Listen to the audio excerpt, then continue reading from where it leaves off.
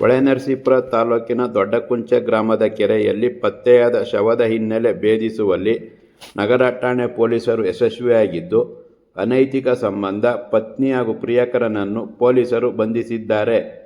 ಕಟ್ಟಯ್ಯ ಹೋಬಳಿಯ ಮುಕ್ಕಂದೂರು ಹೊಸಳ್ಳಿಯ 36 ವರ್ಷದ ಆನಂದ ಹಾಗೂ ಅರಸೀಕೆರೆ ತಾಲೂಕಿನ ಮಾದನಹಳ್ಳಿ ಅರ್ಚಿತಾ ಜೊತೆ 10 ವರ್ಷಗಳ ಹಿಂದೆ ಮದುವೆಯಾಗಿ 2 ಮಕ್ಕಳಿದ್ದಾರೆ.